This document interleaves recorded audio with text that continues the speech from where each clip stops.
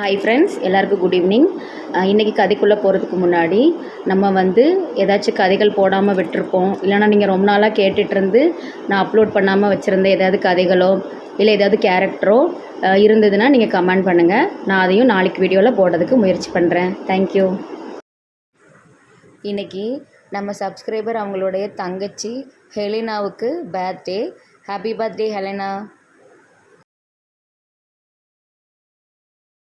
பாவம் இனியால், எனக்கு அடிபட்டுனதும் எப்படி துடிச்சு போயிட்டா. எவ்வளவோ அன்பா இருக்கா. எங்க இருந்து ஆரம்பிக்கிறதுனே தெரியல. எப்படியாட்டு இந்த வருஷத்துக்குள்ள கல்யாணம் முடிச்சே ஆகணும். நான் ஒரு முட்டாளுங்கோ, சில நல்லா படிச்சவங்க 4 பேர் சொன்னாங்கோ. நான் ஒரு முட்டாளுங்கோ. என்னெல்லாம் கையில ஏதோ மறைச்சு வச்சு திங்க. லூசு பையில மறைச்செல்லாம் வச்சு ஒண்ணு திங்கல. கையில அடிபட்டு கட்டு போட்டிருக்கு. என்னென்ன சொல்லுத? எப்போ அடிபட்டது? என்ன ஆச்சு? ஃபேக்டரியில் வேலை செய்யும் போது ஒரு மிஷினில் லேசாக கைப்பட்டுட்டு நல்ல வேலை கை தப்பிச்சதே பெரிய விஷயம். முட்டா பையல, அங்கெல்லாம் உன்னை யார் போய் வேலை செய்ய சொன்னது?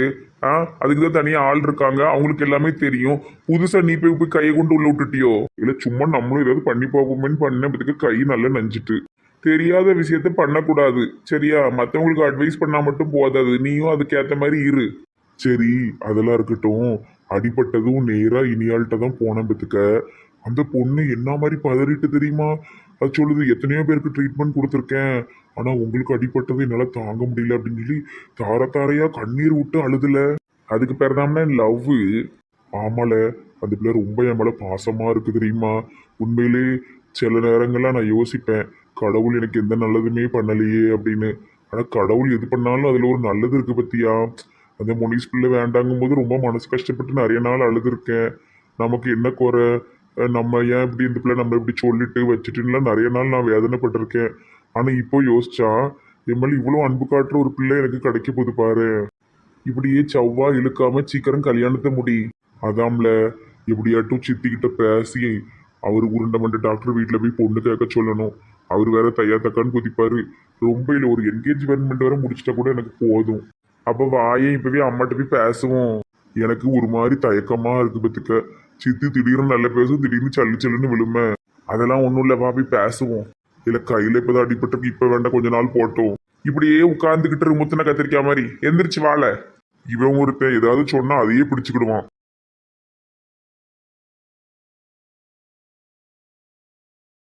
பாண்டியம்மா, தென்காசியில ஒரு மாப்பிள்ளை இருக்காண்டி, சரசனிக்கு வேணா பேசுவோம்மா? சும்மா இருங்க மைனியோ. மாப்பிள்ளைன்னு அவ சின்ன பிள்ளை, கொஞ்ச நாள் போட்டோம். என்னடி காலத்துல கல்யாணம் பண்ணி கொடுக்காம சின்ன பிள்ளைன்னு ஒன்ன பிள்ளைன்ட்டு கிடக்க?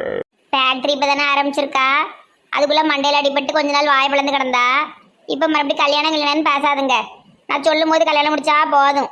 இப்படியே எது சொன்னாலும் தள்ளி தள்ளி போடு மைனியோ. இப்படி ஒண்ணுனா நீங்க பேசிக்கிட்டு இருந்தீங்கன்னா நான் மதுரைக்கு ஓடிடுவேன். ஆனா உன இதை சொல்லி சொல்லி மிரட்டுதான். மதுரை குளுங்க குளுங்க, நீ நையாண்டி ஆட்டம் பாடு, புழுதி கிளற கிளற நீ போகாத பாட்டு பாடு. ஏங்க, முந்திக்கு பாண்டியம்மா இப்ப எவ்வளவோ பரவாயில்ல. தர்சினி சரியானது இப்ப அவ்வளவு நல்லா ஆயிட்டா. அதான் பாடுறதுல இருந்து தெரியுத நல்லா ஆயிட்டான்னு. 2 பேரும் எங்க ஜோடியா கிளம்பியாச்சு. மகாராஜா, கையில என்ன அடிபட்டு இருக்கு? ஒன்னும் இல்ல சித்தி, லேசா கத்தி வெட்டிட்டு. கத்தி வெட்டாது மருமவனே, நம்ம தான் கத்தியை கொண்டு கையில வெட்டி இருப்போம். கத்தி தானாவா வந்து வெட்டும்? ஆஹா ஆஹா, எங்க அத்தையோடைய அறிவோ அறிவு. ஏமா அண்ணன் வந்துட்டு ஏதோ பேசணுமா? சொல்லு மகாராஜா. இல்ல, இந்த கல்யாணத்தை பத்தி பேசணும். அததான் பேசிக்கிட்டு இருந்தேன். தரசனிக்கு இப்ப கல்யாணம் வேண்டாம் அப்படின்னு அவ அம்மா சொல்லுதா. ஏமா தர்சினி கல்யாணம் இல்லம்மா, அண்ணன் கல்யாணத்தை பத்தி பேசணும். சொல்லுப்பா, என்ன விஷயம்? நீங்களும் சித்தப்பாவும் ஒரு நாள் போய் உருண்டமண்ட டாக்டர்கிட்ட பொண்ணு கேட்கணும். அந்த பிள்ளையம்ல ரொம்ப உயிரா இருக்கா, ரொம்ப பாசமா இருக்கா. நீங்க தான் எதையாவது பேசி கீசி சம்மதம் வாங்கி எப்படியாட்டும் கல்யாணம் பண்ணி வைக்கணும். உங்க 2 பேரும் தான் நான் நம்பி இருக்கேன். அதுக்கு என்னப்பா, நாளைக்கே போயிடுவோம். சீரு சனத்தோடி போய் உருண்டமண்ட வீட்டுல இறங்கிடுவோம். அவரு ஏதாவது கொஞ்சம் இடங்க முடங்க பேசுவாரு, நீங்க எதையும் மனசுல வச்சுக்க கூடாது. முடிஞ்ச வரைக்கும் கேட்டு பாருங்க. அப்படி எதுவும் செட் ஆகலன்னா வந்துருங்க. அந்த பிள்ளைக்கு சம்மதம் தானே. இவன் அப்படியே தையா தக்கன்னு குதிச்சானா நம்ம பிள்ளைய கூட்டு வந்து நல்லபடியா சூப்பரா நல்ல கிராண்டா ஜாம் ஜாம் ஜாம்னு ஒரே அசர்ற மாதிரி கல்யாணம் பண்ணிடுவோம். அது தப்பு சித்தி. அந்த பிள்ளைய படிக்க வச்சு வளர்த்து அவங்க அம்மா இறந்ததுக்கு அப்புறமா அந்த பிள்ளைக்கு ஒரு தாயா இருந்து வளர்த்து அவங்க அப்பாவை வந்து ஏமாத்திட்டு வரக்கூடாது. முடிஞ்ச வரைக்கும் கேட்டு பார்ப்போம். அவர் சம்மதிக்கிற வரைக்கும் நான் காத்திருப்பேன். காத்திருப்பான். நான் காத்து ஏற்கனவே வயசு 31. இந்த வருஷம் முடிக்கணும்னா உனக்கு. ஆமா, சரி சித்தி, அப்போ ஒரு நல்ல நாளா பார்த்து போய் கேளுங்க. காலண்டர்ல பாக்கேன்பா. முகூர்த்த நாள் என்னைக்கு போட்டிருக்கோம் அன்னைக்கு போய் கேட்போம். நல்லது பார்த்து தான் செய்யணும். சரி சித்தி. கல்யாண கனவு எப்போது நெஞ்சினிலே ஊஞ்சலே. சும்மா இருல. என்ன வெட்கப்படுதா மவராஜன்? கொண்டையில் தாளம்பூ நெஞ்சிலே வாழப்பூ எங்கக்கா பங்கஜம் கொஸ்போ ஏ கொஸ்போ. சும்மா இருட்டி. நல்லா இருக்கட்டி உனக்கு கொண்டையில பூ வச்சிருக்கிறது. நெசமாலுமே குசுப்பூ கணக்காதான் இருக்க. குசுப்பு அக்காவுக்கும் 2 பொட்ட பிள்ளைகளு, நம்ம பங்கச்சக்காவுக்கும் 2 பொட்ட பிள்ளைகளு. எவ்வளவு மேட்ச்சு. அடா ஆமா, சும்மா இருங்க. அந்த அக்கா எவ்வளவு அழகா இருப்பாவ. நான் என்ன அப்படியா இருக்கேன்? அந்த அக்கா ஒரு காலத்துல அழகா இருந்தாவ, நல்ல புசு புசுன்னு. இப்ப சுகர் வந்த கோழி மாரி அசிங்கமாயிட்டாவ. ஆமா ஆமா, அந்த அக்கா ரொம்ப மெலிஞ்சு ஒரு மாதிரி ஆயிட்டாவோ. எக்காவ், உங்க எல்லாத்துக்கும் நான் ஒரு விஷயம் சொல்லணும். ரொம்ப ரொம்ப ஒரு ரகசியமான விஷயம். அது என்னடி ரகசியம்? அது வந்து எனக்கு பின்னாடி இருக்கிற ஒரு ஆளை பத்தின விஷயம். என்னைய தான் ஏதோ சொல்ல போறா. உன் பின்னாடி இருக்கிறது நம்ம Janaki. Correct, you are correct. அதே ஜானகியை பத்தின கதை தான். அந்த வெளியூர் பையன் வந்ததுல இருந்து இந்த பிள்ளைய போட்டுக்கிட்டு ஒரே கிண்டல் அடிச்சுட்டு கிடக்காவ.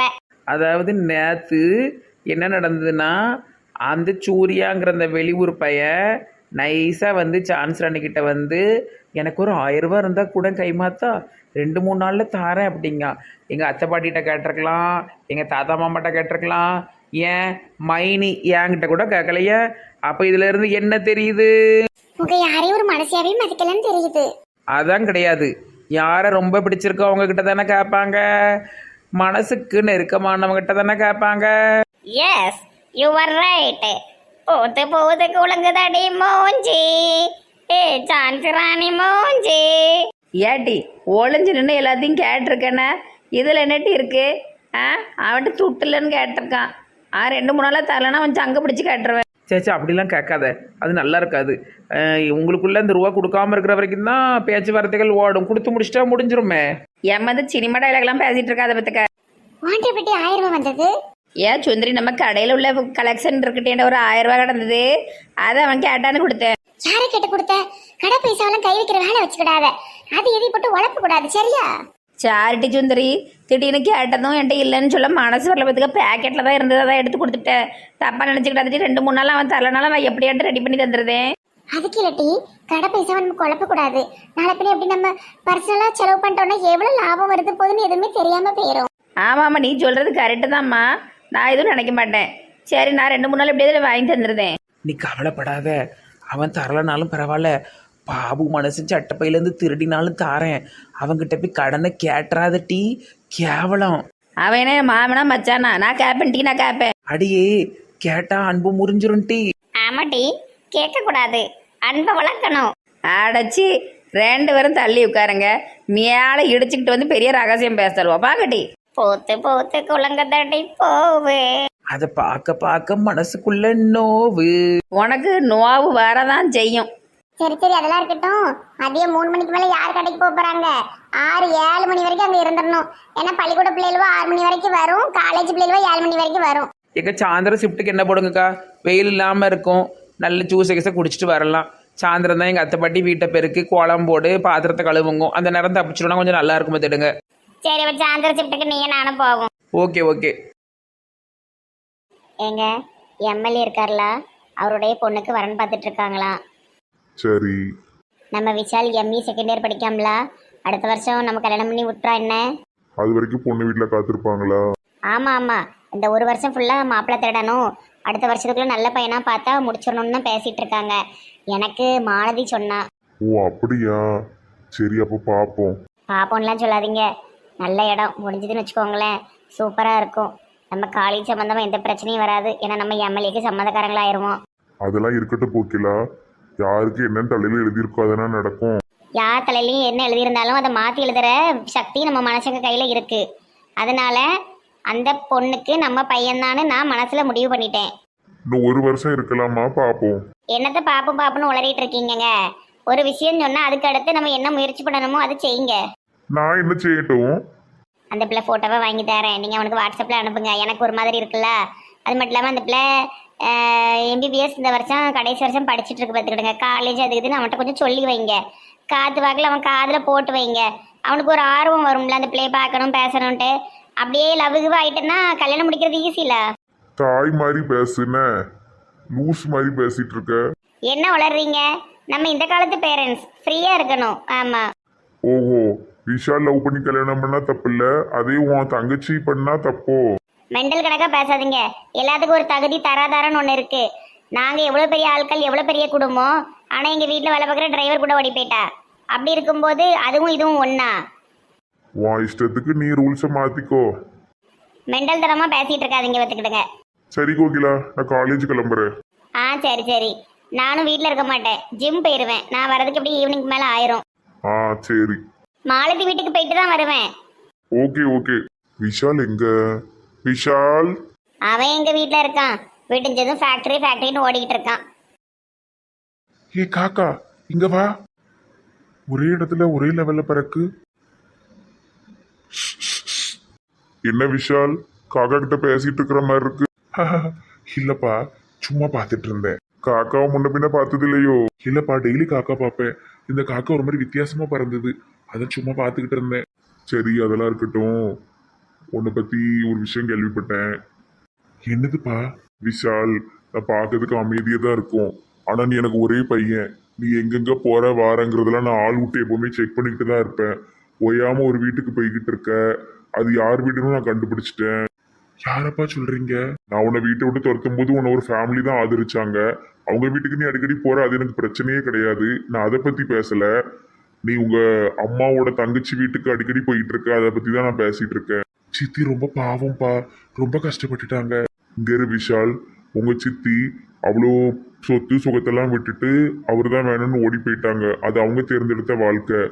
இப்போ நீ அவங்களுக்கு போய் உதவி செய்யறது, 12,000 ரூபாய்க்கு பெரிய வீடு பிடிச்சு கொடுக்கறது, இந்த மாதிரிலாம் பண்ணினா உங்களுக்கு பணத்தோட அருமை எதுவுமே தெரியாது. சரியா? எவ்வளவு காலம் நீ அவங்களுக்கு உதவி பண்ணிட்டு இருக்க முடியும்? பாவம்பா அந்த பிள்ளை, அது எனக்கு தங்கச்சி தானப்பா. இங்க இரு விஷால், நீ பாவம் பார்த்தீங்கன்னா அந்த பிள்ளை படிச்ச படிப்புக்கு அதுக்கு ஏற்ற மாதிரி ஒரு வேலை வாங்கி கொடு. அவ்வளவுதான். பண உதவி செஞ்சுட்டு இருக்கிறது அவங்களை நீ தப்பான வழிக்கு தள்ளுறதுக்கு சமம். கஷ்டப்பட்டவங்களுக்கு உதவி செய்யறது தப்பு இல்லையேப்பா. நம்மகிட்ட இருக்கு, அவங்க கிட்ட இல்லை. அதை கொடுக்கறதுல என்ன தப்பு இருக்கு? அதாவது சாப்பாடு இல்லாம பட்னி கிடக்கிறவங்களுக்கு சாப்பாடு வாங்கி கொடுக்கறது ரொம்ப பெரிய புண்ணியம். அதை நான் பத்தி பேசவே இல்லை. ஆனா அவங்கள நீ ஒரு ஆடம்பர வாழ்க்கைக்கு தள்ளுற. நாளைக்கு உன்னால அது கொடுக்க முடியாம போகும்போது அவங்களுக்கு உன் மேல கோபம் வரும்.